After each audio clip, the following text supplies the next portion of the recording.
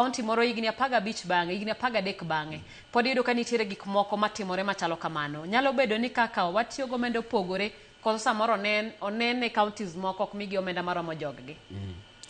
Iwacho maber. Adwaro ni jopiny owinj kawuono. Wawuoyo e gwenge ma masawa. Sama ne Kenya oyudo uhuru, ne gin kanye e yore machal nade. Wang'eyo maber kabisa ni magi e gwenge mane wasunge odonje kapok odonje e thuche wa kocha. To development mag thieth, jogi nobiro gi weche adek. Missionaries nobiro gi weche puonj, weche thieth, to kod weche mamoko. To man gi kete maino ne gin weche ariyo, thieth to kod somo.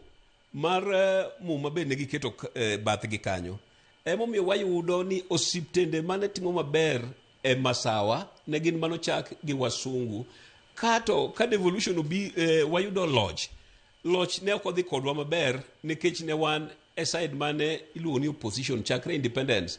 Ne wabet e sirikal manya bet higni 2 kende. To kanipogo kek mar national, jogi nokwalo na ng'wech. Wami mana example. Counties wa 4 kawuono ni wawuoye. Gima masawa, Kiambu ni butwa ka. Ibiro yudo ni e yore mawadhi mana oko matin. E yore kaka machalo ndara mobedo tarmac. Kiambu alone nigi 1,200, over 1,200 kilometers. In fact, 1,400 mobedo tarmac. To kiriwo gwenge wa mag 4 gi, counties wa 4 gi, wan gi around 1,100 kilometers. Mano nyisi nang'o? Ndalo mane wachako 1963, already ne gisedhi ahead of us. Wan wabiro chien.